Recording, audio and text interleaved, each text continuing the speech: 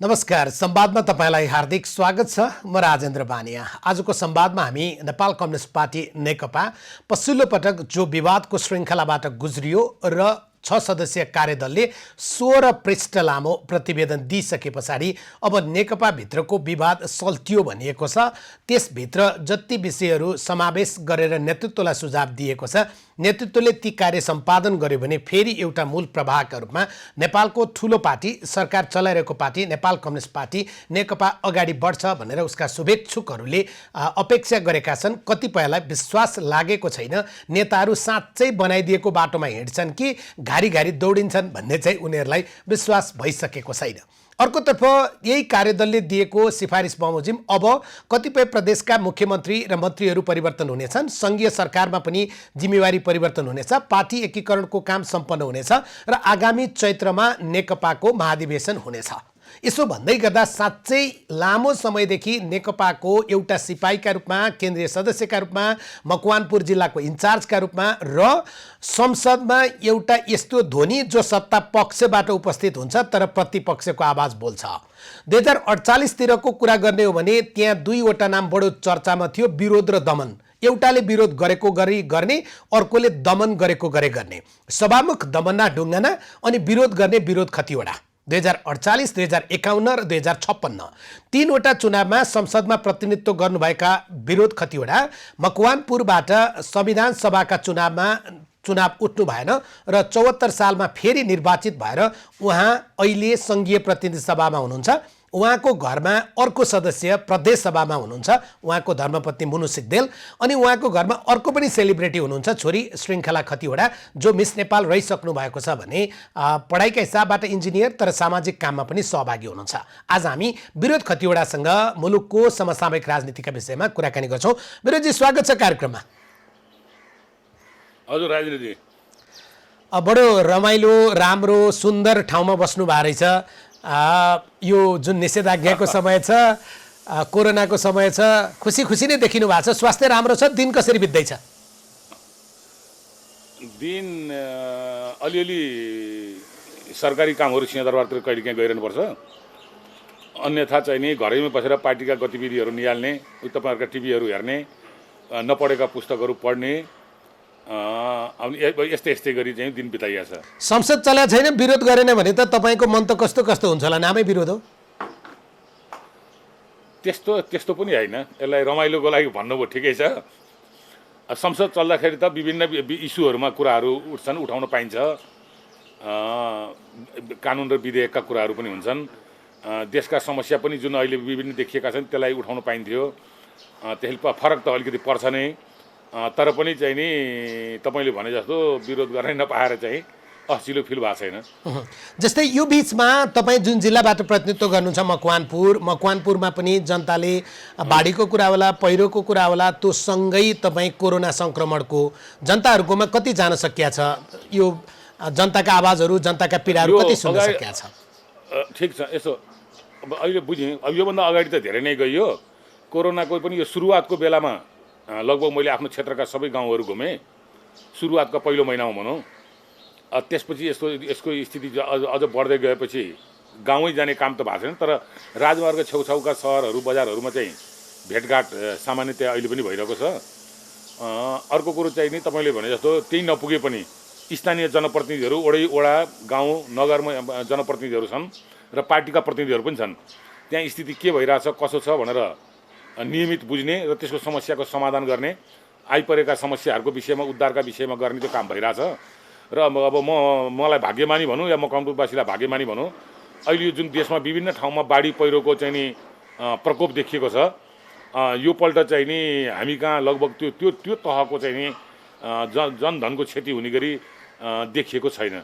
अर्को भाग्यमानी पनि हुनुहुन्छ नि तपाईँहरू। अहिले हामी सङ्घीयतामा गयौँ, सङ्घीयतामा गइसके पछाडि सङ्घीय मन्त्री नपाए पनि प्रदेशमा मुख्यमन्त्री नै पाउनु भएको छ मकवानपुरले। त्यो भएर पनि सजिलो भयो होला। नेपालमा जसको हातमा डाडु पनि हुन्छ त्यतैतिर बढी हालिदिने चलन पनि हुन्छ। होइन, त्यो त राहत र उद्धारको लागि त म स्थानीय तह, प्रदेश सरकार, प्रदेशका सांसदहरू, सरकार, त्यसपछि गएर सङ्घीय सरकारका प्रतिनिधिहरू, अब अहिले चाहिँ कुनै पनि समस्या पर्दाखेरि जनताले आफ्नो प्रतिनिधि खोज्दाखेरि यो 3 तहका प्रतिनिधि मध्ये कोही न कोही आफ्नो नजिकै फेला पार्ने स्थिति चाहिँ छ। तपाईँले भने ठिक हो। प्रतिनिधि जनताका काम गर्न फेला परे कि आफ्नै मात्रै काम सल्टाउनका लागि फेला परे भन्ने चाहिँ प्रश्न हुन्छ। फेला चाहिँ पर्छन्। अब यो तपाईँको प्रश्न हो। कहिलेकाहीँ चाहिँ नि के भन्छ, चामलमा आधा एउटा धानको दाना पनि फेला पर्छ चामल नभइसकेको। अब त्यही धानै टिपेर चाहिँ नि धान मात्रै छ, चामल भएकै छैन भनेर भन्नु एउटा कुरो हो। अन्यथा समग्रमा हेर्दाखेरि चाहिँ जनप्रतिनिधिहरू जनताप्रति उत्तरदायी छन्, आफ्नो जिम्मेवारी बोध गरेका छन्। त्यसका बावजुद पनि कहीँ केही कमी कमजोरी छ भने स्थानीय मिडियाले, तपाईँहरू जस्तो मिडियाले बेलैमा होसियार गराउनु भएको छ र सुध्रिने अवसर हामी सबैले पाएका छौँ। जस्तै तपाईँ चाहिँ संसद चल्दै गर्दा तपाईँको ध्यान एउटा विषयमा थियो, अब संसद नचलुन्जेलसम्म चाहिँ त्यो मुल्तबीमा गयो या त्यो विषय अझै अगाडि बढाउँदै हुनुहुन्छ, लबिङ चाहिँ गरिरहनु भएको छ? मैले सोधेको गाँजा प्रसङ्ग थियो। यसो गाँजा प्रसङ्ग कुनै पनि चिज चाहिँ नि त्यसको बहस र विवाद गर्ने पनि एउटा टाइम हुँदो रहेछ। यो बिचमा चाहिँ गाँजाको विषय अलिकति शान्त भयो, संसद नचल्या भएर पनि हो एक। अर्को कुरो, यो कोरोना कहरले गर्दा सम्पूर्ण हाम्रो नागरिकको जनताको ध्यान त्यतापट्टि गएको छ, त्यसले गर्दाखेरि पनि हो दुई। अर्को पार्टीभित्र पनि चाहिँ नि एउटा रुलिङ पार्टी भने स्वतः लार्जेस्ट पार्टी, धेरै जनताले मत दिएको पार्टी, राष्ट्रव्यापी प्रभाव पर्ने पार्टी भएको हुनाले पार्टीभित्र पनि केही बिचमा देखिएको समस्याले गर्दाखेरि मान्छेको ध्यान त्यता केन्द्रित भएको हुनाले यो गाँजाको विषय अलिकति केही मत्थर भएको हो र हामीले पनि मत्थर पारेका पनि हौँ। किन भन्दा एउटा बहस, एउटा चर्को बहस र चर्को यो महामारी भएको बेलामा कहिलेकाहीँ अलिकति एक स्टेप पछाडि पनि बस्नुपर्छ भनेर हो। तर यो मुद्दा यथावत छ, यो मुद्दा जिउँदो छ र यो मुद्दालाई टुङ्गो नलागुन्जेलसम्म हाम्रो बहस जारी रहन्छ र त्यो बहस जारी रहँदा तपाईँहरूको साथ पनि हामी जारी राखेको हेर्न चाहन्छौँ। हामीले सकारात्मक रूपमै यसलाई विषयहरू उठान गरिरहेछौँ। कतिपयले तपाईँहरूलाई नकारात्मक कोणबाट शब्दमा गाँजा सांसद पनि भनेको सुनिन्छ, तथापि गाँजालाई किन यति धेरै नकारात्मक रूपमा बुझ्न पर्यो र अब कोरोनाको सङ्क्रमण पछाडि मुलुकको अर्थतन्त्र जुन ठाउँमा गइरहेछ त्यसलाई उठाउनका लागि त यस प्रकारका हाम्रा प्राकृतिक र हामीले खेती गरेर उत्पादन गर्न सक्ने र पर्याप्त आम्दानी गर्न सक्ने यसलाई त अझै धेरै उठाउने अवसर या आवश्यकता बन्छ होला विरोधजी हो। अब यो धेरै चिजहरू अलिकति सङ्ग्लेपछि तपाईँले अहिले मैले भन्ने शब्द तपाईँले नै भन्नुभयो। हामीले जुन सुख र समृद्धि नेपालको कल्पना गरेका छौँ त्यसको लागि हाम्रो प्रकृतिले नै दिएको त्यो सम्पत्ति हो। त्यसलाई हामीले सदुपयोग गर्न सकेको खण्डमा कुनै एउटा खास जिल्ला, खास क्षेत्र, खास भूगोल, खास जाति मात्रै नभइकन यो सिङ्गो नेपाललाई नै प्रभावित गर्ने र आर्थिक उपार्जनको राम्रो स्रोत हुने र विश्वव्यापी रूपबाट पनि यो चाहिँ अहिले गाँजालाई लागु औषध नभइकन औषधिजन्य बिरुवा प्लान्ट भनेर WHO ले पनि मान्यता दिइसकेको र अन्य अगुवा देशहरूले पनि चाहिँ नि सम्पन्न देशहरूले पनि यसलाई गरिसकेको हुनाले अब हामीले चाहिँ नि नेपालमा यो विषयको बहस गर्न, नेपालमा यसलाई विधिसम्म ढङ्गले सरकारको निगरानीमा यसलाई चाहिँ खुकुलो पार्नको लागि अब हामीले चाहिँ नयाँ दुले जस्तो घुम्टो हालेर लाज मान्न पर्ने स्थिति छैन। यसलाई चाहिँ नि हामीले चाहिँ नि अगाडि लानुपर्छ र यसलाई अगाडि लानको लागि मूलतः सरकार नै कन्भिन्स हुनुपर्छ। मलाई लाग्छ सरकार कन्भिन्स छ, व्यवहारमा आउनु बाँकी छ। तपाईँले भने जस्तै यो घुम्टो हालेर नयाँ दुलै जस्तो बन्न त जरुरी भएन। तपाईँहरूले खुला रूपमा यसको बहस आरम्भ गरिदिनु भएको छ, सञ्चार माध्यममा पनि बहस भएको छ। अहिले कोरोनाका कारण यो विषय प्राथमिकताको विषय होइन, यो मात्रै मैले तपाईँसँग संवाद गर्दै गर्दा उठाउनै पर्छ, किन बिर्सनु भनेर उठाएको। अब कोरोनामा जान्छु। कोरोना एकदम राम्रो, कोरोना जसरी गइरहेछ, जो प्रकारको फैलिरहेछ, अहिले सङ्क्रमण हेर्नुभयो भने असाध्यै डरलाग्दो भएर गएको छ। घना बस्ती भएको ठाउँमा त झन् अब कसो हुने हो भन्ने मान्छेमा अत्यासपूर्ण अवस्था छ। यति बेला तपाईँकै पार्टी सरकारमा छ, सरकारले काम गर्न सकेन, सरकारको कमजोरी भयो भन्छन्। तपाईँलाई सरकारको आलोचना गर्ने छुट छ या चुप लाग्नुहुन्छ? होइन, आलोचना भन्दा नि अब यसलाई भाषा कसरी बुझ्ने, कुनै पनि अब देखिएका समस्याहरूलाई बोल्ने भनेको आलोचना, विरोध, भण्डाफोर, अब अनेक शब्द प्रयोग गर्न सकिन्छ। तर म त्यो शब्द प्रयोग गर्दिनँ। म के भन्छु भन्दा सरकार भनेको पनि एउटा ती मान्छेहरू बसेकै एउटा समूह हो। काम गर्दाखेरि मान्छेबाटै कमजोरी हुने हो। त्यसले गर्दाखेरि चाहिँ नि कमजोरीलाई सच्याउने र हामीसँग भएको साधन स्रोतलाई जतिसक्दो सदुपयोग गरेर देशका नागरिकलाई चाहिँ नि सुरक्षा गर्ने, संरक्षण गर्ने, उपचार गर्ने राज्यको दायित्व नै हो। त्यसमा सरकार खटिरहेको छ। यदाकदा कहीँ कहिलेकाहीँ त्रुटि फेला पर्छन् अथवा कहिलेकाहीँ समयमा हुनुपर्ने काम अलिकति ढिलो हुने, यस्ता कारणले विवाद आएको हुनाले र यो 2-3 महिनाको जुन 3-4 महिनाको हामीले यसका विषयमा जति जानकारी पायौँ, जति हामीले काम गऱ्यौँ, कति कहाँ भुलचुक भएछ, कहाँ त्रुटि भएछ, कहाँ गर्नुपर्ने चिज छुटेछ, कहाँ अग्रिम नै हामीले तयारी गर्नुपर्ने कुरामा हामी कहाँ कहाँ चुक्यौँ, यो सबै अब यो बिचको अवधिमा हामीले ज्ञान प्राप्त गऱ्यौँ। सुरुवातको बेलामा हामी जुन अन्यल थियो, कुइराको काग भन्छ, अन्यल थियो, त्यो अन्यल भन्दा अब हामी अहिले दृश्य देख्न सक्ने, गर्न पर्ने काम खुट्याउन सक्ने, व्यवस्थापनमा के गर्नुपर्छ भन्ने कुरो अब यो बिचमा हामी चाहिँ नि त्यति जानकार भइसकेको हुनाले मलाई लाग्छ हिजो अस्तिका त्रुटिहरू अब हुँदैनन् र चाहिँ नि सरकारले स्वभावैले आफ्नो नागरिकको संरक्षण गर्ने काममा, किन भन्दा नत्र तपाईँहरू जस्तो मान्छे आलोचना गर्न तम तयार भएर भन्नुभएको छ। त्यसै कारणले मलाई लाग्छ रचनात्मक टिप्पणी गर्छौँ हामी, आलोचना मात्रै त किन गर्नु र रचनात्मक टिप्पणी गर्छौँ, सरकारले गरेको राम्रो कुरा पनि भन्छौँ हामी, तपाईले सुन्नुभयो होला। मैले बुझेँ मैले। त्यसले गर्दाखेरि चाहिँ नि त्यो काममा हामी लागिरहेका छौँ, सरकार पनि लागिरहेको छ, अन्य दलहरू पनि लागिरहेका छन्, सङ्घ संस्थाहरू पनि लागिरहेका छन्, स्थानीय निकायहरू पनि, अझ सबभन्दा बढी स्थानीय निकायहरू नै जनतासँग गाँसिएको हुनाले उनीहरू लागिरहेका छन्। तपाईँले यो भन्दै गर्दा विरोधजी एउटा नागरिक भएर, एउटा साँच्चै सचेत नागरिक, तपाईँ दलको सदस्य भएको कुरा, दलबाट सांसद भएको कुरा, दलको नेता भएर इन्चार्ज भएको कुरा जम्मै बिर्सिदिएर एकचोटि आँखा चिम्लेर सोच्नुभयो भने मुलुकमा सरकारले कोरोना नियन्त्रणमा, जनताको जनजीवन सुरक्षामा, जनताको आजको दिनमा खाद्य सम्प्रभुताको अधिकार सुरक्षा गर्ने कुरामा यो मुलुकमा सरकार छ जस्तो लाग्छ तपाईँलाई? अनि किन सरकार नभएको त मुलुकै हुँदैन नि, सरकार नभएको मुलुकै हुँदैन। सरकार कस्तो हुन्छ भन्ने कुरो मात्रै हो, सरकारले के गर्छ भन्ने कुरो मात्रै हो। र अहिले तपाईँले भनेको अमेरिका, जापान, बेलायत जस्ता, इटली जस्ता देशहरू पनि यो कोरोना कहरसँग चाहिँ नि आत्तिएका छन्, डराएका छन्, नियन्त्रण गर्न सकिरहेका छैनन्। भनेपछि हामी त्योभन्दा मजबुत र बलियो छौँ, त्योभन्दा उम्दा काम छ हामीसँग, प्रविधिहरू अथवा चाहिँ इक्विपमेन्टहरू हामीसँग त्योभन्दा धेरै छ भनेर हामीले घमण्ड गर्ने ठाउँ छैन हामीसँग। तर सत्य चाहिँ के हो भन्दा हामीसँग जे छ त्यसलाई हामीले सदुपयोग गर्न सक्यौँ कि सकेनौँ, जे छ त्यसलाई हामीले समयमै चाहिँ नि के भन्छ सम्बन्धित सरकारवाला पक्षका पुर्याउन सक्यौँ कि सकेनौँ, अग्रिम हामीले जुन होसियारीहरू अपनाउनु पर्थ्यो त्यसमा चाहिँ हामी कहीँ चुक्यौँ कि चुकेनौँ, यो चाहिँ बहसको विषय हुनसक्छ। त्यसले गर्दाखेरि म के भन्छु भन्दाखेरि भने सुरुवातमा चीनमा जब वुहानमा सुरु भयो त्यसको 2 महिनापछि हामी कहाँ देखा परेको हो, त्यो 2 महिनाको बिचमा हाम्रो तयारी केही कमी भएकै हो। मैले भनिहालेँ कुइराको काग जस्तो हामी कहाँ आउँदैन कि, हाम्रो हिमालको काखमा बसेको देश, हामी चिसो पानी खाने देश, हामीसँग इम्युनिटी पावर बढी छ, यस्ता के अनेकौँ तर्कले पनि काम गरेर हुनसक्छ। एक अर्को कुरो जुन लकडाउन हामीले गऱ्यौँ, 1-2 जना मात्रै सङ्क्रमित देखिने बित्तिकै लामो अवधि जुन लकडाउन गऱ्यौँ, अहिले साँच्चै यसो अहिले हेर्दा मेरो विचार अहिले हेर्दा त त्यो लकडाउन नगरिकन अलिअलि मात्रै केही होसियारी अप्नाएर लकडाउन त यति बेला चाहिँ गर्नुपर्ने बेला चाहिँ यति बेला रहेछ के थाहा। तर त्यो बेलामा हामी यो बिन्दुमा पुग्छौँ भन्ने कुरो त अनुमान मात्रै गऱ्यौँ हामीले, त्यसलाई साँच्चीकै हुन्छ भन्ने विश्वास गरेनौँ। र अहिले पनि त्यसमै एउटा कमजोरी भयो, मैले तपाईँलाई अलिकति रोकेर भने त्यसमा एउटा कमजोरी भयो होला क्या, तपाईँले निर्णय गर्ने बेलामा विद्वानहरू राखेर गर्नु पर्थ्यो होला। नेपालको राजनीतिक तह र निर्णय तहमा पुग्ने मान्छेहरूको विज्ञ र विद्वान चाहिँ कोर्टका खल्तीबाट निक्लिन्छन्, उनीहरूले चाहिँ बुद्धि र विवेक दिने भन्दाखेरिमा नेताले बोलेको कुरामा यस हस् हजुर भन्छन् क्या, त्यसो पो भयो कि? यसो अब त्यो ठाउँमा म नबसिया हुनाले म भन्न सक्दिनँ, बाहिरबाट अनुमान मात्रै गर्न सक्छु।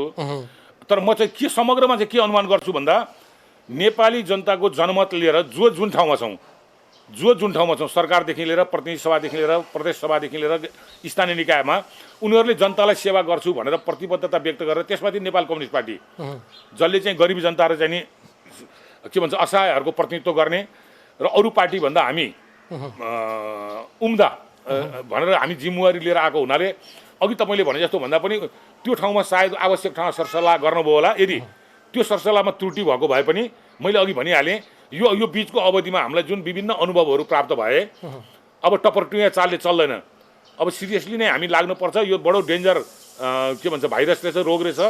त्यस कारणले यसलाई योजनाबद्ध ढङ्गले हामी सबै क्षेत्र जुटेनौँ भने, अलिकति पनि लापरवाही गऱ्यौँ भने यसले ठुलो क्षति गर्न सक्छ भन्ने कुरो सुरुवाती चरणमा ज्ञान प्राप्त नभएको भए पनि मलाई लाग्छ अहिले हामी सबै सरकारदेखि लिएर सबै प्रतिनिधि पार्टी हामी सबै अहिले गफ गरिरहेको बिन्दुमा चाहिँ हामी होसियार छौँ। राज्यको तर्फबाट चाहिँ नि आर्थिक कारणले अन्य कारणले चाहिँ नि कुनै पनि चिज यो रोगसँग प्रतिरोध गर्नको लागि कमी चाहिँ हुँदैन। अब तपाईँ यसो भन्नुहुन्छ, तपाईँले एउटा बडो मिठो उम्किने कुरा भन्नुभएको छ, म त्यो ठाउँमा पुगेको छैन त्यस कारणले भनेर। तपाईँ पनि सिंहदरबारभित्र पुगेपछि त्यो झन्डावाल गाडी चढे पछाडि न यति सजिलै सम्पर्कमा प्राप्त हुनुहुनेछ, प्रश्न सोद्धा यसरी जवाफ दिनुहुने छैन, तपाईँको चाहिँ आँखामा मोतीबिन्दु भएको छ भन्नेसम्मको जवाफ पनि प्राप्त हुनसक्छ। तथापि तपाईँबाट त्यो नहोस् अहिले शुभकामना दिउँ, किनभने तपाईँ पनि दौरा सुरुवाल कोट निषेधाज्ञाको बिचमा पनि सिलाइरहनु भएको छ भन्ने पनि हामी सुनिरहेछौँ। त्यतातिर अहिले नजाउँ होइन। अहिले तपाईँसँग सोध्न खोजेको कुरा चाहिँ सरकारका मान्छेहरू जिम्मेवार भएर जवाफ नदिने, भेन्टिलेटर नपाएर आइसियु नपाएर एउटा वडाध्यक्षको चाहिँ शरीर तपाईँ बिरामी शरीर घुमाउँदा घुमाउँदै मृत्युवरण हुन्छ, एउटा युवा बिरामी छ आइसोलेसन या भेन्टिलेटर नपाएर सडकमा छटपटाउँछ, एउटा प्रदेश सांसदले भए जति सबै मान्छेलाई फोन गर्दा पनि छिमेकीलाई उद्धारका लागि केही पनि गर्न सक्नुहुन्न, अनि नेकपाको सरकार छ सरकारले गरिरहेछ तपाईँ भन्नुहुन्छ, अनि प्रश्न किन नसोधौँ जस्तो लाग्छ। अनि यसो तपाईँले अहिले केही झिकेको चाहिँ केही हजारौँ केसहरू मध्येको तपाईँले झिकेको एक दुईवटा केसहरू यसलाई म असत्य भन्दिनँ। के अरे क्वारेन्टाइनमा बस्दाखेरि उपचार नपाएर कयौँ असिलाहरू भएको हो, यस्तो बेलामा नै हो, इमर्जेन्सीको बेलाको जस्तो पावर युज गर्ने यही बेलामा नै हो। सरकारले आफू मातहतका वा सरकारले आदेश दिनुपर्ने वा सहमतिमा ल्याउनु पर्ने यो उपचारसँग गाँसिएका सङ्घ संस्थाहरू यदि कसैले लापरवाही गर्छन् अथवा चाहिँ हस्पिटलमा उपचार गर्न बिरामी भर्ना गर्दैनन्, यी लगायत अब सिटै भरिया छ भने त अर्को हस्पिटल खोज्नु स्वाभाविकै हो। अन्यथा चाहिँ यस्तो बेलामा चाहिँ नि सम्बन्धित निकायले अथवा खास गरेर भन्यो भने सरकारले चाहिँ नि यसलाई इमर्जेन्सीको बेलामा गर्ने अधिकार अथवा पावर पनि युज गर्नुपर्ने हुन्छ। यो तपाईँले भनेका प्रतिनिधि पात्रका कुराहरूलाई लिएर पनि हामी चाहिँ नि अझ होसियार हुनुपर्छ। तपाईँका मन्त्री त संसदीय दलबाटै बनेर जाने होला, संसदीय दलको नेता प्रधानमन्त्री हुने हो क्यारे हाम्रो व्यवस्थामा। तपाईँका मन्त्रीहरूलाई त नेपालको जहाज खाली फर्केको झन्डै 350 नेपाली जनता चाहिँ एयरपोर्टमा रोइरहेको मन्त्रीलाई नै थाहा हुँदैन अरे, सिसिएमसीको प्रमुखलाई पनि थाहा हुँदैन अरे। हिजो एउटा अन्तर्वार्तामा हामीले थाहा पाएनौँ, सहसचिव स्तरबाट पो त्यस्तो भएछ भन्दै हुनुहुन्थ्यो। यस्तो गैर जिम्मेवार हुन्छ र सरकार? हो, ठिक हो, यही मैले भने। त्यसैले हाम्रा संयन्त्रहरू हाम्रो उनीहरूलाई हामीले ठिक ढङ्गले प्रयोग गर्न सकेनौँ। प्रयोग गर्न चाहँदै बाधा अडचन ककलले बिचमा दिइरहेका छन्। आवश्यक समन्वय नगरिकन बिचमै हाट्टा हुट्टा पाटापुट्टा चाहिँ नि हस्तक्षेप गर्नेहरू को छन् हो। यो विषयमा चाहिँ नि सम्बन्धित व्यक्तिहरूलाई दण्डित गर्ने, आलोचित गर्ने र चाहिँ नि आउँदो दिनमा ती त्रुटिहरू दोहोऱ्याउन नदिने। तपाईँले भनेको खाली उडेर पुगिसकेका जहाज खाली फर्किनु यसलाई कसैले पनि राम्रो भनेको छैन। तर अहिले तपाईँले भने जस्तै यसको त आखिर एउटा कोही न कोही त मान्छे जिम्मेवार रहेछ यहाँ। यदि त्यो साँच्चीकै जिम्मेवार हो भनेदेखि उसलाई नेपालको कानुन र विधि र यो अहिले इमर्जेन्सीको बेलामा गरेको लापरवाही जे हो त्यो अनुसार दण्डित पनि गर्नुपर्छ। अर्को चाहिँ तपाईँले सुन्नुभयो, कोरोना सङ्क्रमण लाग्यो नागरिकलाई भने मन्त्रालयका यो मान्छेलाई पहिला फोन गर्नुहोस्, जहाँ अनुमति लिनुहोस्, अनि मात्रै अस्पताल जानुहोस्, यो पनि पढ्नुभयो? मैले त्यो चाहिँ पढाएको छैन। जोसुकै बिरामी आफै वा अरूले लगेर हस्पिटल जान्छ भने सम्बन्धित हस्पिटलले त्यहाँ व्यवस्थापन गर्नु पर्यो। यदि सक्दैन भने उसले अर्को हस्पिटलमा फोन गरेर व्यवस्थापन गरेर तिमी यहाँ जाऊ भनेर गर्नु पर्यो। बिचमा अलपत्र छोड्ने पाउने अधिकार कसैलाई पनि छैन। तर सरकारले त्यो प्रकारको तपाईँले जस्तो आत्मविश्वासका साथ भन्नुभएको छ, सरकारको आत्मविश्वास त्यस्तै देखिएन। सरकारको आत्मविश्वास तपाईँको भन्दा पनि तगडा भइदियो भने देशमा सरकार छ। अहिले तपाईँले भन्नुभएको थियो नि सरकार नभएको त देश हुँदैन नि भनेर। सरकार त छ, बुवा त घरमा हुनुहुन्छ, तर सुरक्षा दिनुहुन्छ कि दिनुहुन्न बुवाले? त्यो प्रकारको आत्मबल दिनुहुन्छ कि दिनुहुन्न बुवाले? त्यो पो हुँदो रहेछ त प्रश्न त। होइन, मैले सैद्धान्तिक कुरा गर्ने हो, व्यवहारिक कुरा पनि गर्ने हो। दिनुपर्छ, त्यो दिन्छु भनेर नै हामी जनमतबाट हामी आएका हौँ। हामी दिन सक्दैनौँ भने स्वभावैले हामी आफ्नो ड्युटीबाट च्युत भएको ठहरिन्छ। दिन नसकेको अवस्था त धेरै ठाउँबाट भइसक्यो, त्यसो भए त छोड्नु पर्यो नि। मैले भने यसमा पनि फरक छ। हजारौँका मध्ये एक दुईवटा त्रुटि फेला परेको कुरो मैले पहिला पनि उदाहरण दिएँ।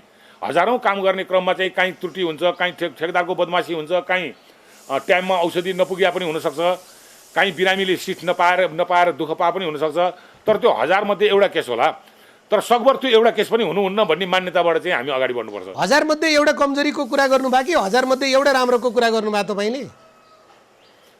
अहिले यो कोरोनाको मामलामा त सरकार सिरियसली लागेको छ। तपाईँले सुरुको स्थितिमा गम्भीर नभएको आलोचना गर्नुभयो, त्यसलाई विश्वासयोग्य मैले मान्छु। तर अहिले पछिल्लो चरणमा आएर चाहिँ नि ल यसले अब वित्यासै पार्ने हो क्या, बर्बादै हुने हो क्या भन्ने ढङ्गले व्यवस्थापनदेखि लिएर सबै चिजमा सरकार चाहिँ अहिले चाहिँ सिरियसली जुटेको छ। तर एउटा राहतको सुरुमा त्यसलाई म नौटङ्की भन्दिनँ, कार्यक्रम नै भन्छु। राहतको कार्यक्रम चलेको भनिएको थियो, केही पोका चामल या नुन र तेलका कुरा या दालका कुरा। अहिले त त्यो पनि सकियो, किनभने लकडाउन छैन, अहिले त निषेधाज्ञा हो। निषेधाज्ञा पनि 15 गतेसम्म थपिने भनेको छ, त्यसपछि पनि कति जाने हो। रोगले चाहिँ लान्छ कि लाँदैन कुन्नी, भोकले त अब बाँच्नै नसकिने भयो। यस्तो पो छ त अवस्था त जनताको, जनताले बोले हो। यो मैले भने अघि मैले भनिहालेँ, यो रोग आउने बेलामा यो कति लामो हुन्छ, के हुन्छ, WHO को प्रतिनिधिले 2 वर्षसम्म जान सक्छ नि भनिसक्यो।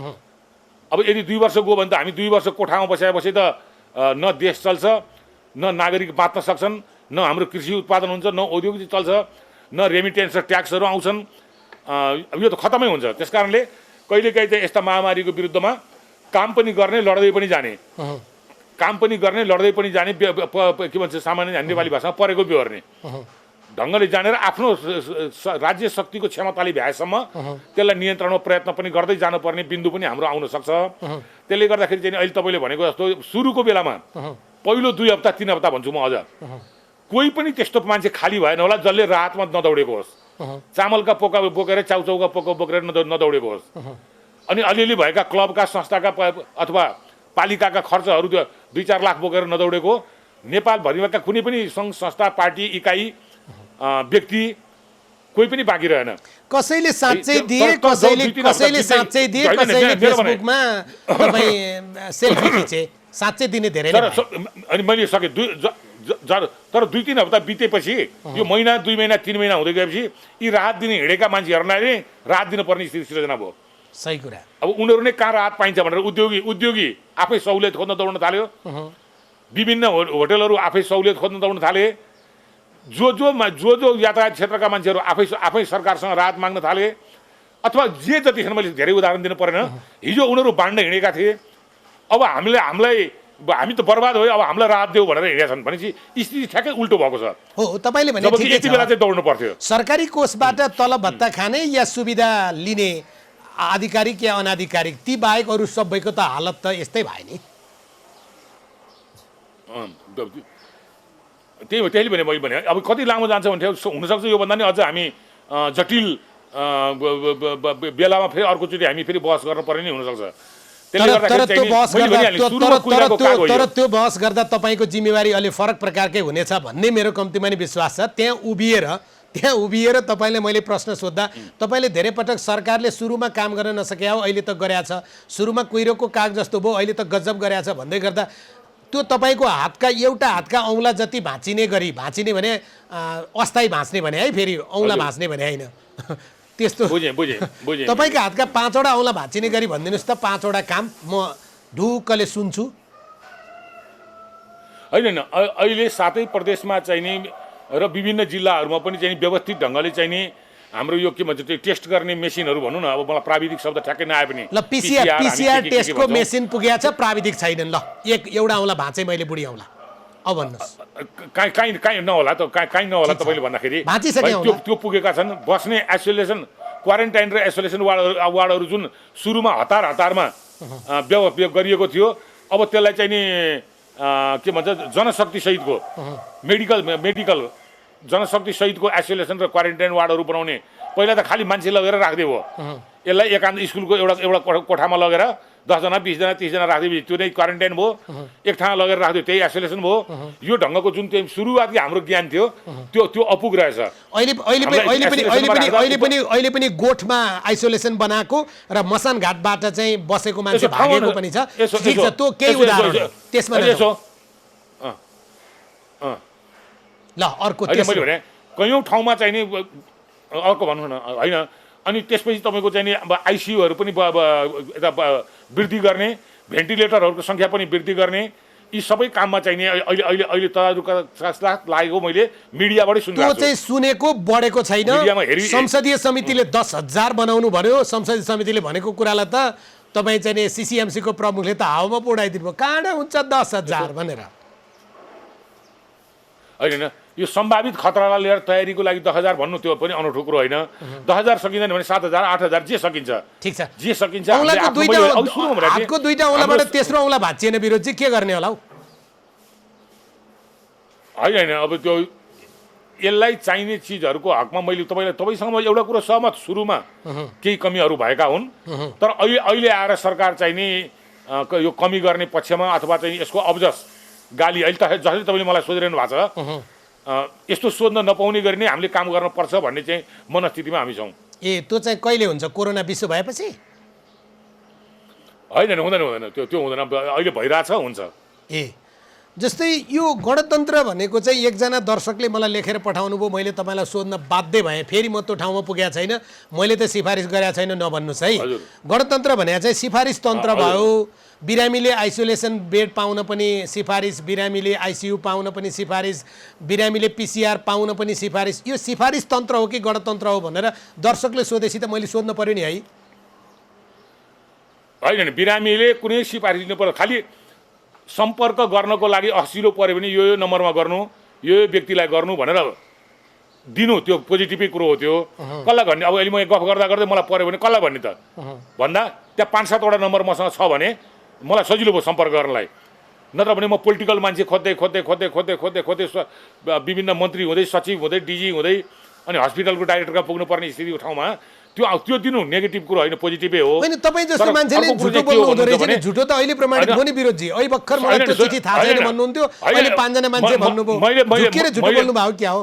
त्यसो होइन, अघि मैले भनिहालेँ नि, बिरामी सिधै हस्पिटल पुग्छ भने पनि राख्नुपर्छ, कुनै सिफारिस जरुरी छैन।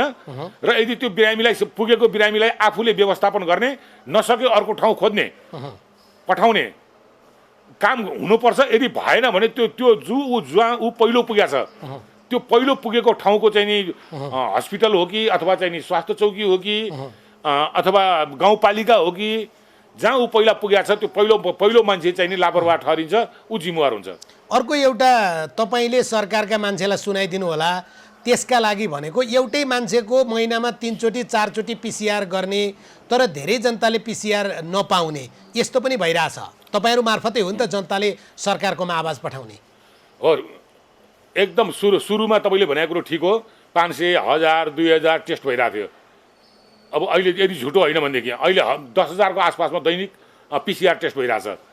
होइन, 13,000 भएको छ, दिनमा 13,000 पनि भएको छ। तर एउटै मान्छेको महिनामा 3चोटि गर्ने, किनभने ऊ पहुँचवाला हो। सर्वसाधारण जनताले मलाई कोभिड भएको छ कि छैन भन्ने कुरा त्यो लक्षण देखिएपछि पनि नपाउने, यस्तो त गर्न भएन। कम्युनिस्ट सरकार त त्यो झुपडीमा बस्ने जनताको पनि हुनु पर्यो कि कम्युनिस्ट होइन भन्न पर्यो?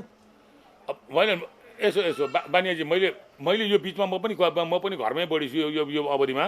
मैले जति मैले मिडियाहरूबाट हेरिरहेको छु त्यसको परीक्षणको मात्रा पनि बढाइएको छ, परीक्षणको दायरा पनि बढाइएको छ र परीक्षण गर्दाखेरि देखिएका बिरामीहरूलाई अब व्यवस्थित ढङ्गले राख्नको लागि भनेर भएका ठाउँको व्यवस्थापन गर्ने, प्राइभेट अस्पतालहरूलाई पनि अब उनीहरूले खास प्रतिशत छुट्याउनु पर्ने, यो ढङ्गबाट चाहिँ हामी गएका थियौँ। हो, सुरुमै हाम्रो अग्रिम तयारीमा केही कमी भएको कुरोलाई स्वीकारेर हामी बहस गऱ्यौँ भने एउटा बिन्दुमा पुग्छौँ। होइन, अब अहिले जुन प्रयत्न भएर चाहिँ नि यसका सबै परीक्षणका दायरा बढाउनेदेखि लिएर परीक्षणका सङ्ख्याहरू बढाउनेदेखि लिएर अनि अरू थप उपचार कक्ष नै भनौँ यसलाई विस्तार गर्नेदेखि लिएर यो ढङ्गले गरिरहेका काम पनि हामीले हेर्न पर्यो। यसमा भएका त्रुटिहरूलाई चाहिँ नि हामीले तीखो आलोचना पनि गर्नु पर्यो। विरोधजी, कमजोरी सुधारौँ न, हामी पनि प्रश्न सुधार्छौँ नि, हामीलाई चाहिँ यस्तो प्रश्न सोध्न कहाँ मन छ त भने? छैन। तपाईँ हामी दुवै नागरिक त हो नि, नागरिकको राम्रो होस् भनेर तपाईँ हाम्रो साझा चाहना हो नि हो त। होइन, तपाईँलाई अप्ठ्यारो भएको छ, अहिले हातको 5वटा औँला पनि भाँचिएन, सरकारको राम्रो कुरा भन्न पनि पाइया छैन, भन्न पाऊँ जनतालाई भन्न पाऊँ, तपाईँलाई कम लागेको छ? नमाचे होइन, मैले नगर्ने मात्रै हो, थुप्रै छ। मैले मुख्य कुरो मात्रै भनेको हो। हुटी भएको छ नि, हुरहुरी भएको छ नि, एउटा निशान भट्टराईको गीत छ नि, होइन, के माया लाग्दैन र लाग्छ नि, हुरहुरी लाग्छ नि। तर यहाँ चाहिँ सरकारको अविश्वास चाहिँ हुरहुरी भयो क्या। ठिक हो, अहिले फेरि एउटा चिज बजारमा गइसकेपछि के भन्छ त्यो, यसलाई नराम्रो पक्ष एकचोटि बजारमा हरर गएपछि अनि त्यसभन्दा पछाडि कयौँ भएका कुराहरू पनि त्यो पहिलो चलेको हल्लाले नै छोप्दो रहेछ। त्यो अहिले तपाईँले भनेको कुरो सुरुमा चाहिँ नि भएन, पुगेन, बढाउनु पर्यो, चाहिँ नि यो के ऱ्यापिड टेस्ट होइन, पिसिआर गर्नु पर्यो, यस्ता अनेकौँ चिजहरू आए, आलोचनाको पक्ष बढी बाहिर गयो। त्यसपछि यसलाई आलोचना अनुसारै सुधार गर्दै जाने कुराहरू चाहिँ नि फेरि त्यो सुरुमा गएको चाहिँ नि नेगेटिभ कुराहरूले गर्दाखेरि चाहिँ नि यस्ता कयौँ चिजहरू चाहिँ फेरि छोपिँदो रहेछन्, भएका चिजहरू पनि छोपिँदो रहेछन्। तपाईँलाई कहिले के लाग्छ बरु त्यो विगतमा 56 पछाडि चुनाव पनि उठिएन, यति धेरै आलोचना पनि खप्न परेको थिएन, अहिले सांसद पनि भइयो, फेरि यति धेरै आलोचना, त्यो पनि आफ्नै पार्टीको सरकार छ, यो पार्टीको केन्द्रीय सदस्य र सांसद हुनु चाहिँ दिक्क व्यर्थै भइएछ जस्तो लाग्छ? त्यस्तो त लाग्दैन। यस्तो हेर्नुहोस्, एउटा कुरो जिन्दगीमा सामना गर्ने हो, लड्ने हो, भिड्ने हो, सकेसम्म सकारात्मक काम योगदान गर्ने हो, सकेसम्म पोजिटिभ कामहरू गर्ने हो, आफूले गर्न सक्ने काममा अल्छी नमान्ने हो, थकाइ नमान्ने हो, त्यो ढङ्गबाट काम गर्ने हो। त्यति गर्दा गर्दै पनि पुग्छ भनेर म भन्दिनँ। तर म आफूले हुन सक्ने र गर्न सक्ने काममा चाहिँ नि हामीले प्रतिनिधिको हैसियतले, सरकारको हैसियतले लापरवाह गरेका छौँ, त्यसले मन पनि दुख्छ, राति निद्रा पनि पर्दैन। यो मलाई मात्रै होइन, सम्भवतः सबैलाई त्यही हुनुपर्छ र भएको हुनुपर्छ। किन भन्दा कि दायित्व र जिम्मेवारी लिने हुन्न, लिएपछि पुरा गर्नुपर्छ। भनेको तपाईँलाई आजकल सरकारको गतिविधि देखेर निन्द्रा लाग्दैन? अनि कयौँ बेला लाग्दैन पनि, कयौँ बेला त लाग्दैन। अब यो महामारी कति हुने हो, कत्रो हुने हो, त्यसपछि सम्भावित खतराहरू के हुन्, हामी के गर्न सक्छौँ, अहिले औषधि उत्पादनका प्रयत्नहरू विभिन्न विश्वमा भइरह भने हुन्छ कि हुँदैन, भइहाल्यो भने पनि 2 वर्षपछि मात्रै त्यो चाहिँ नि हामीसम्म आइपुग्छ अरे भन्छ, 2 वर्ष के गर्ने। यस्ता कयौँ चिजहरू हुटुटी त एउटा जनप्रतिनिधिको नाताले, नागरिकको नाताले पनि लाग्छ। अब सकभर मेरो सरकारले राम्रो काम गरिदियोस्, म आफै जनप्रतिनिधि छु, मैले राम्रो काम गर्न सकौँ, स्थानीय निकायहरूले जनतासम्म राम्रोसँग पुगिदिउन्। यो सबै कुरो त एउटा राम्रो सफा मन भएको मान्छेलाई त हुन्छ भनेदेखि ड्युटी नै भएको मान्छेलाई त यो नहुने भन्ने प्रश्नै भएर नि। तपाईँको मन चाहिँ सफा छ? म आफूलाई सफा नै देख्छु। त्यही सफा भएको मान्छे चाहिँ सिंहदरबारभित्र पुग्न पाए हुन्थ्यो। सिंहदरबारभित्र गएपछि चाहिँ त्यो कता कता धमिलो मिसिँदो रहेछ, बाढी आएर मिसिँदो रहेछ। खोइ अब त्यस्तो तपाईँहरूले अब विभिन्न घटनाक्रममा वर्षौँदेखि लागिरहनु भएको छ, कसलाई कसरी देख्नुभएको म जान्दिनँ। अब हरेक मान्छेले त्यही भन्दा हुन्, फेरि मलाई पनि त्यही नै आरोप लाग्ला। तर त्यस्तो चाहिँ नि के अरे गाडीको पछिल्लो सिटमा बसेर गाडीको मुखमा भएको चाहिँ नि झन्डा हल्लिएको हावा चाहिँ नि पछिल्लो सिटमा बसेका मान्छेसँग पुगेर त्यहाँ पुगेपछि चाहिँ मान्छे तातो मान्छे नि चिसो हुने, भेट्न खोज्ने मान्छे पनि नहुने, त्यो झन्डाको हावै खराब हुन्छ भन्ने कुरो चाहिँ मलाई चाहिँ पत्यार लाग्दैन। तपाईँ पनि अब गाडीको अगाडिको सिटतिर जाँदै हुनुहुन्छ भन्ने आयो नि? हो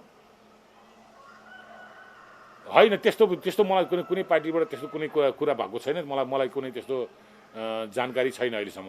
होइन, अहिले जस्तै सरकार पुनर्गठन गर्ने, मुख्यमन्त्रीहरू फेर्ने लगायतको कुरा त सुन्नुभयो नि, प्रतिवेदन पढ्नुभयो होला नि 16 पानाको? पढेँ मैले। त्यसले त तपाईँलाई मन्त्री हुने बाटो खोलिदियो। एउटा यसो होइन, बाटो त मलाई अस्ति चुनावमा जनताले मतदान गरेर मलाई जहाँ संसदमा पुर्याए बाटो त त्योभन्दा अगाडिका बाटो त्यो जनताले मतदान गरेर पुर्याउने बित्तिकै खोल्यो। एउटा चौकोसमा उभिया मान्छेले एक पाइला अगाडि राख्यो कोठाभित्र, एक पाइला बाहिर राख्यो कोठा बाहिर, त्यो स्थिति हो। त्यसमाथि म एउटा सिनियर संसदको नाताले, पुनर्स्थापित संसद समेत हेर्ने हो भने 5 पटक संसदमा आएको नाताले यो तपाईँले सोधे प्रश्न कुनै अनौठो प्रश्न भएन। बरु अनौठो चाहिँ किन चाहिँ भएन भन्ने चाहिँ प्रश्न चाहिँ बरु अनौठो होला। बाइ द वे तपाईँको चाहिँ नि एक पाइला चौकोसमा भित्र जानु, कोठाभित्र पुग्नु हो, एक पाइला चाहिँ बाहिर बस्नु हो भने जस्तो यो एक पाइलाको दूरी हो त। तपाईँलाई आफू मन्त्री नभएकोमा चाहिँ बेला बेला चित्त दुख्छ, जनताले अनुमोदनै नगरेका पनि मन्त्री भएको छन्। होइन, त्यो संविधानले त्यो बेलामा व्यवस्थापन गरेको थियो, जनताले अनुमोदन नगरे पनि हुने भनेर। त्यो अनुमोदन नगरेकाहरू पनि भए, अनुमोदन गरेकाहरू पनि के अरे कयौँ साथीहरू भइरहेकै छन्, कयौँ भएका साथीहरू बिदाबारी लिएर बसि पनि रहेका छन्। भनेपछि यो एउटा चल्ने एउटा प्रक्रिया हो। यो त्यही प्रक्रियाभित्र चाहिँ नि म चाहिँ पार्टीलाई विश्वास गर्ने मान्छे हुँ।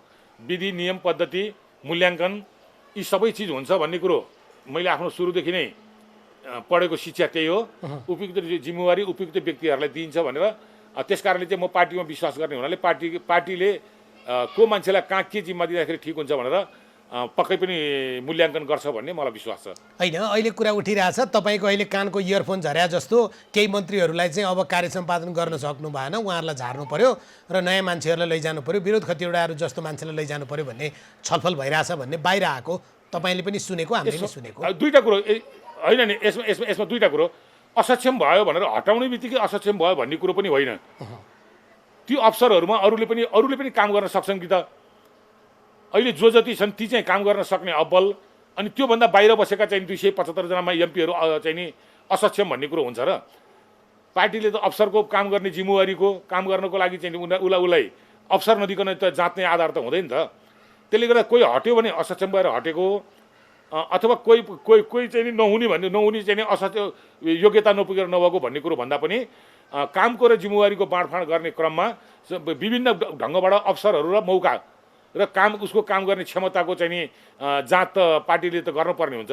त्यस कारणले कोही हट्यो भने निकालिएको, कोही पस्यो भने पुरस्कृत भएको भन्दा पनि यो नियमित प्रक्रिया हो भन्ने ढङ्गबाट बुझ्नुपर्छ हामीले। तर यो सही समय हो? तपाईँको स्वरूपाने प्रतिवेदनले जे प्रकारको कुरा बोलेको छ, अहिले कोरोना सङ्क्रमणको मध्य अवस्थामा छौँ हामी, यति बेला मन्त्री फेर्ने, भाग पुर्याउने, दौडादौड गर्ने, नेताको घरमा पुग्ने, फेरो समात्ने, मलाई मन्त्री चाहियो नत्र म त यहीँ अनसन बस्छु भन्ने बेला त होइन नि है खास? अब तपाईँले भने जस्तो चाहिँ म चाहिँ घरमै छु, एउटा कुरो। अर्को कुरो चाहिँ नि हामीले घरमै फेला पार्यौँ सुन्नु न, समाजमा अब होइन, मेरो कुरो सुन्नु न, यो तपाईँले प्रश्न सोद्धाखेरि रोचक ढङ्गले सोध्नु त्यो आफ्नो ठाउँमा छ। कहिले बर्खाको बेला, कहिले दसैँको बेला, कहिले कोरोनाको बेला, कहिले भर्खर गठन भएको, कहिले अब विपक्षी दलले चाहिँ नि पेलिरहेको बेला, कहिले के बेला, अनि यो अनेकौँ बेला त वर्ष दिनभरि हाम्रो चार ऋतु हुन्छ भने जस्तो यो त घुमिरहेको हुन्छ।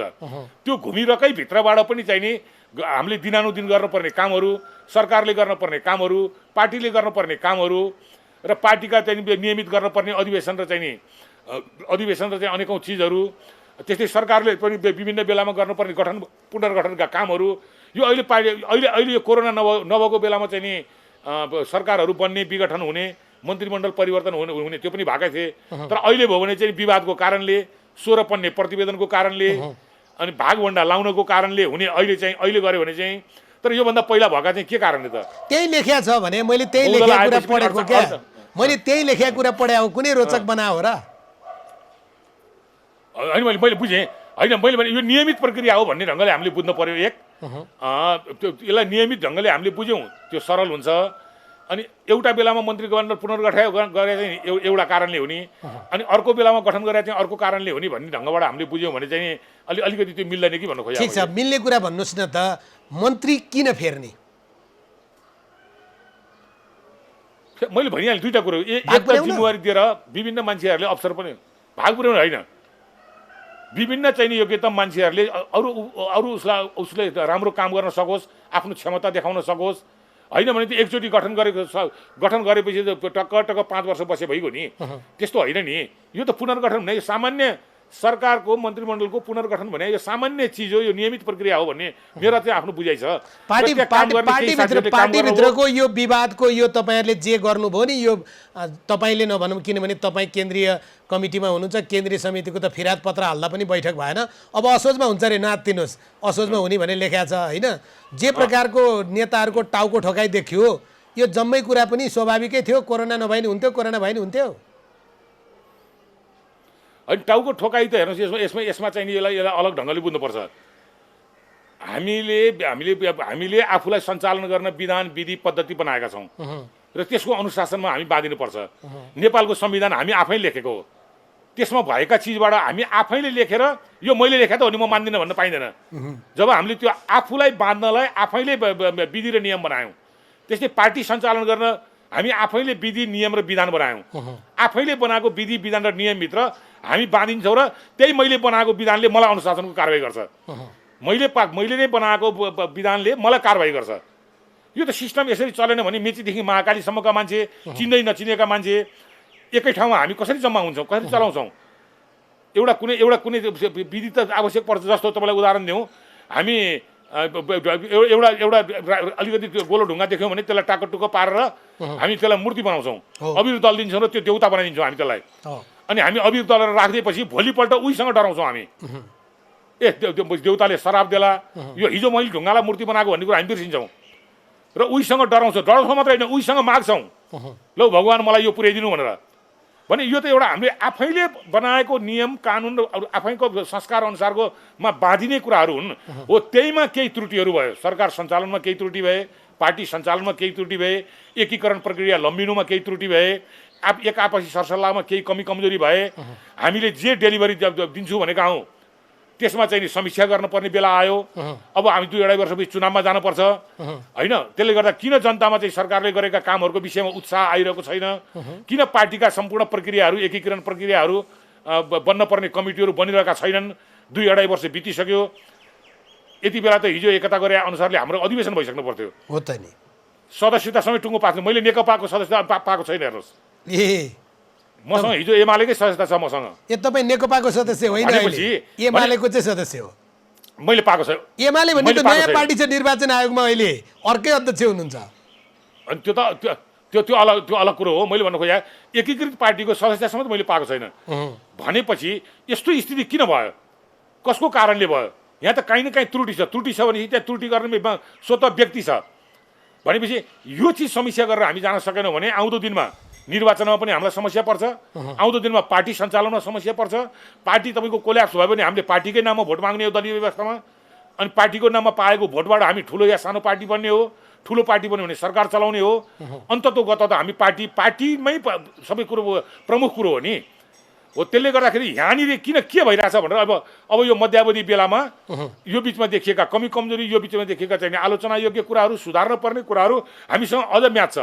अब हामी यसमा हामीले गहन छलफल गर्नुपर्छ भनेर यो चरम विवाद चाहिँ निक्लिन पुग्यो।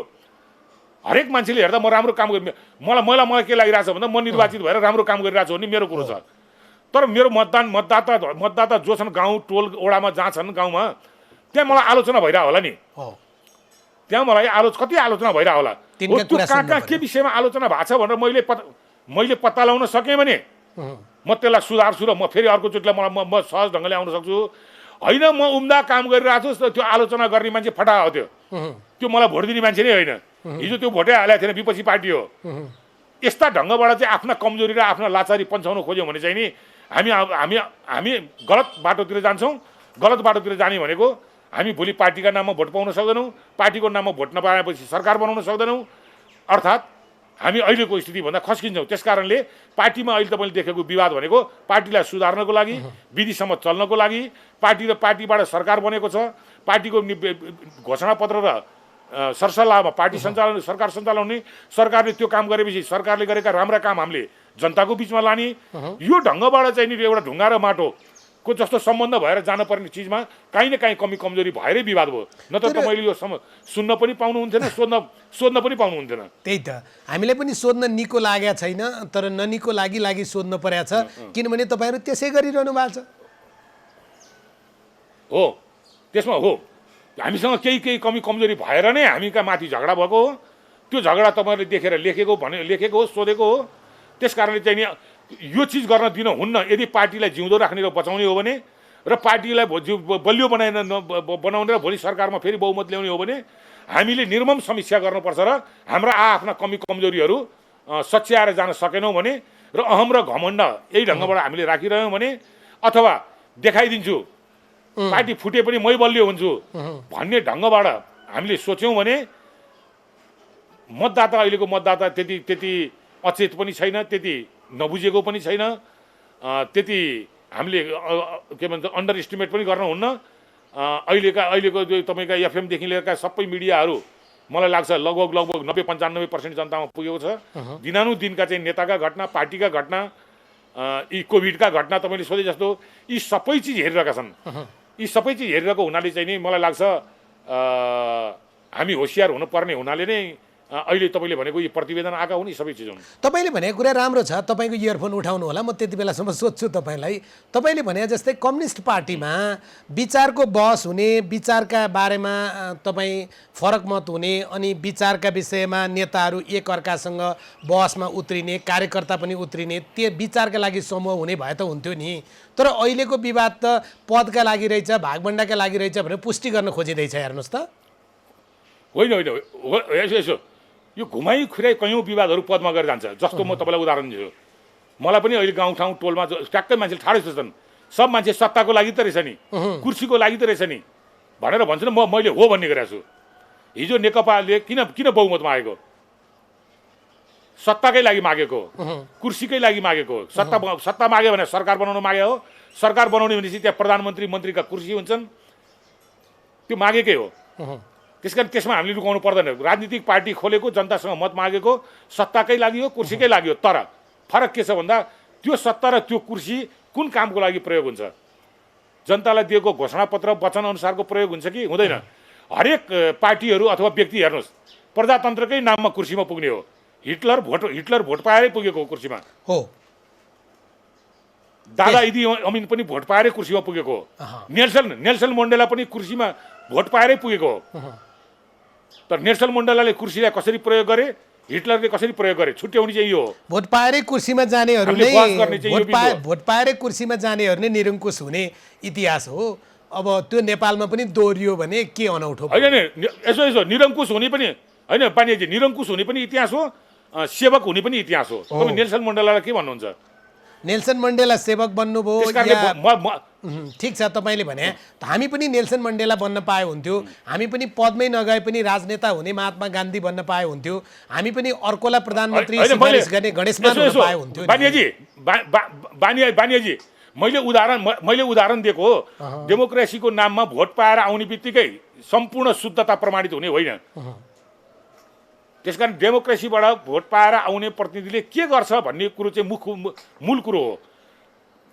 त्यसैले चाहिँ नि एकचोटि मत पाएर आयो अब उसलाई कुनै क्वेसनै गर्न पाइँदैन आलोचनै हुन पाउँदैन समीक्षा नै हुन पाउँदैन भन्यो भने हामी ठिक ट्र्याकमा जाँदैनौँ ठिक छ तपाईँले खुलम खुला भन्नुभएको छ गजब केही भन्दै हुनुहुन्थ्यो टुङ्ग्याउनुहोस् त हेर्ने मैले बुझेँ त्यस कारणले चाहिँ मेरो भनाइ के भन्दा हेर्ने पनि त्यो एउटा पाटो हुन्छ चन्द्रमामा कालो दाग छ भने त्यसलाई होइन भन्यो भने हामी त्यो पनि झुटो हुन्छौँ तर सम्पूर्ण चन्द्रमा दागी छ भन्यो भने त्यसको सुन्दर पक्षलाई चाहिँ कसले हेरिदिने त्यसले गर्दा चन्द्रमामा दाग छ भन्ने कुरो पनि सत्य हो तर चन्द्रमा सुन्दर छ भन्ने कुरो पनि सत्य हो तर चन्द्रमामा दाग चाहिँ सानो छ त्यो दाग मेटाउन सकिन्छ हटाउन सकिन्छ भने प्रयत्न गर्ने हो ठिक छ म कार्यक्रमको अन्तमा आइपुगेँ आकाशका तारालाई मान्छेले तपाईँलाई एउटा चाहिँ परिकल्पनाको कुरा सोध्छु तपाईँका लागि निश्चित भइसकेको या हुटुटी भएको पनि हुनसक्छ मेरा लागि परिकल्पनाको विरोध खतिवडा किन मन्त्री हुने विरोध खतिवडा मन्त्री हुनुभयो भने नेपाली जनताको जनजीवनमा के फरक पर्छ होइन फेरि यसलाई त म व्यक्तिवीरलाई बाहुबली व्यक्तिवीर म पत्याउन्न नेकपा एमालेको अथवा नेकपाको टिकट पाएको कारणले गर्दा म विरोध खतिवडा भएर जित्या हो त्यहाँ विरोध खतिवडा म बाहुबली हुँ मेरो कारणले म कनपुरमा भोट आएको भन्यो भने म झुटो हुन्छु फेरि त्यस कारणले म मन्त्री भएँ भने पनि तपाईँले जुन एउटा काल्पनिक प्रश्न गर्नुभयो त्यसमा के भन्दा पहिला मेरो पार्टीको नीति के हो मेरो घोषणापत्र के हो हामी सामूहिक रूपले निर्णय गर्ने व्यक्तिगत जिम्मेवारीमा हिँड्छौँ कि हिँड्दैनौँ हामीलाई हिजो जनतालाई दिएका वचनप्रति हामी कति प्रतिबद्ध छौँ त्यो चिजले चाहिँ नि हामी त्यो टिम हिँड्दाखेरि पार्टी हिँड्दाखेरि हुन्छ कुनै एकजना त्यहाँ व्यक्तिवीर गएर अहिले पनि 25 जना मन्त्री हुनुहुन्छ त्यहाँ एकजनाले गएर त्यहाँ उथल पुथल ल्याउँछु भनेर कल्पना गरे त्यो होइन हामीले सिस्टममा ड्राइभ गराउनु खोज्ने हो विधिसम्म ड्राइभ गराउनु खोज्ने हो हामीले जनतालाई हिजो दिएको वचनअनुसार हामीले कति काम गऱ्यौँ भनेर नियमित समीक्षा गर्ने हो र आफूले पाएको जिम्मेवारीलाई जति सक्दो जनहितमध्ये पनि अझ हामीले त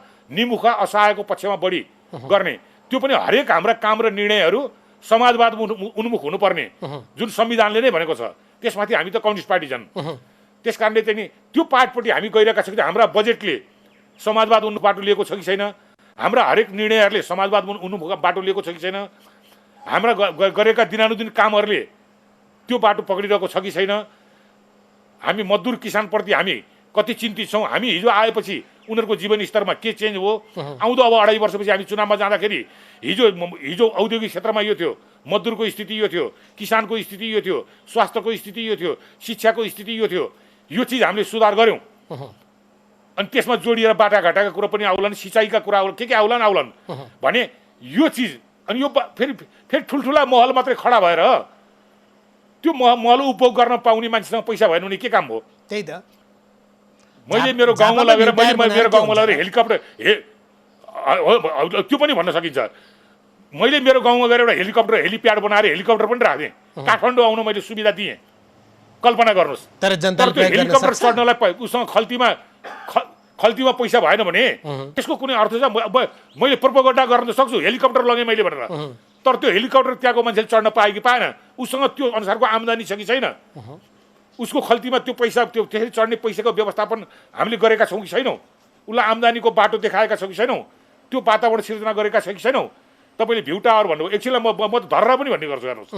ल धरहरा 12-20 तले भयो रे, कल्पना गरौँ। सही।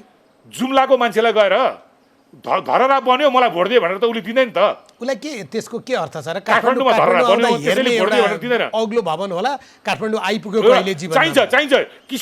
कृष्ण मन्दिरको क्षेत्र पनि सफासुग्घर हुनुपर्छ, पशुपति पनि हुनुपर्छ, भीमसेन थापाले बनाएको धरहरा पनि हुनुपर्छ। तर मेरो भनाइ के भन्दा धरहरा बनाएँ भनेर मैले दार्चुला र जुम्लाको मान्छेसँग भोट माग्दाखेरि उसले दिनुपर्छ कि पर्दैन? ठिक छ, म अन्तिममा एउटा प्रश्न तपाईँलाई सोध्छु विरोधजी। उसले आफ्नो जनजीवनमा आफ्नो जिल्लामा के भयो भनेर खोज्छ। म अन्तिममा एउटा प्रश्न सोध्छु। मन्त्रीमण्डल हेरफेरको कुरा छ, सञ्चार माध्यमले जानेर नजानेर स्रोत भएर नभएर तपाईँका नाम पनि हालिदिएका छन्। त्यसो भएपछि राति सुत्ने बेलामा एकछिन ऐठन भइहाल्छ। मन्त्री हुन पाए, कम्तीमा यत्रपल्ट सांसद भए, तपाईँले पुनस्थापित सहित जोडेर 5 चोटि, यो चोटि मन्त्री भयो भने यति चाहिँ फरक गर्थे भनेर चाहिँ मनमा गुन्न त मिल्छ नि, त्यस्तै केही गुन्नु भएको छ? त्यो सामान्य मैले भने समग्रमा पार्टी नै हो। त्यसभित्र व्यक्तिगत रूपले आफूसँग कैयौँ योजनाहरू हुन सक्छन्, त्यो आफ्नो ठाउँमा छ। र अर्को कुरो चाहिँ नि, त्यसले विधि नियम सम्मतले पार्टी सञ्चालन हुनु पर्यो भने जब पार्टी विधिमा चल्छ त्यहाँ आएका मान्यहरूको नाम हेर्दाखेरि विरोध खतिवटा पनि त्यहाँ एउटा पर्ला। त्यो परेपछि त के भएको त यो भन्ने कुरो त त्यहाँ सम्भवतः छलफल होला। त्यस्तो छलफलमा चाहिँ नि यदि हामी चाहिँ के भन्छ मूल्याङ्कन हुने पार्टीको लगायतका कुराहरू गर्छौँ भने त्यो बिन्दुमा पुग्दाखेरि तपाईँले भनेको कुरो नाजायज पनि हुँदैन। हस्, तपाईँलाई धन्यवाद, शुभकामना। हजुर, धन्यवाद बानीजी। विरोध खतिवडा आजको यो संवादको कुराकानीमा हुनुहुन्थ्यो। नेकपा सांसद मकवानपुरबाट चुनाव जित्नु भएको थियो उहाँले। 48, 51, 56 तीनवटै चुनाव जित्नु भएको थियो भने पछाडिको संविधान सभाको चुनाव उठ्नु भएन या टिकट पाउनु भएन। त्यस पछाडि 74मा उहाँ चुनाव उठ्नुभयो र जित्नुभयो। नेकपाको उभार थियो, त्यही बेलामा दुईटा ठुला पार्टी मिलेका पनि थिए। तथापि उहाँ आफैले भन्नुभयो नेकपा एकीकरणको यति लामो समय भयो, तथापि उहाँसँग नेकपा एमालेको सदस्यता छ, नेकपाको सदस्यता छैन। एकीकरण कहाँ पुग्या रहेछ यसैले बताउँदैन। संवाद यी सकिन्छ। खबरभित्रको खबरका लागि हेर्दै रहनुहोला एबी न्युज खबर। नमस्कार।